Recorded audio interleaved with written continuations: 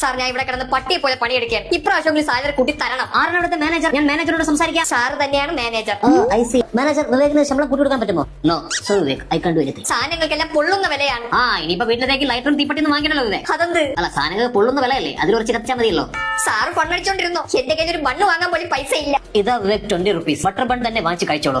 അതും കീറിയ ഞോട്ട്. ഈ മാസം കൂടെ കഴിയുമ്പോഴേ ഞാൻ ഈ കമ്പനി കയറിയിട്ട് 5 വർഷം തികയും. വാവ്, വാട്ട് എ അമേസിംഗ് ജേർണി. എനിക്ക് ട്രീറ്റ് ഒന്നും കിട്ടിയില്ലല്ലോ. ഒരു കാര്യം ചെയ്യാം, ഇത് ഞാൻ 2 ബട്ടർ ബൺ ഞാൻ വാങ്ങിച്ച് കഴിച്ചോളാം. 5 വർഷമായിട്ടും സാലറിയിൽ ഒരു 1000 രൂപ പോലും കൂട്ടി തന്നില്ല എന്നുള്ള കാര്യമാണ് ഞാൻ പറഞ്ഞത്. ഇവിടെ 20 വർഷമായിട്ട് ജോലി ചെയ്യുന്നവർക്ക് വെറും 20 രൂപയാണ് കൂട്ടി കൊടുത്തത്. അത് കരഞ്ഞ് കാലി പിടിച്ചുകൊണ്ടത് മാത്രം. സാലറി പോട്ട്, എനിക്ക് മേളിൽ നിന്ന് ഒടുക്കത്തെ പ്രഷറാണ്, താങ്ങാൻ വയ്യ. അത് താൻ താഴത്തെ നിലയിൽ നിന്ന് വർക്ക് ചെയ്യുന്നത് കൊണ്ടാണ്. ഒരു കാര്യം ചെയ്യും, ടെറസിൽ പോയി ജോലി ചെയ്യും, അപ്പൊ മുകളിലത്തെ പ്രഷർ ഉണ്ടാവില്ല. ഇതാ എന്റെ രാജിക്കത്ത്. എനിക്ക് വേറൊരു കമ്പനിയിലെ നല്ലൊരു ഓഫർ വന്നിട്ടുണ്ട്, ഞാൻ അതിന് പൊയ്ക്കോളാം. ഓക്കെ.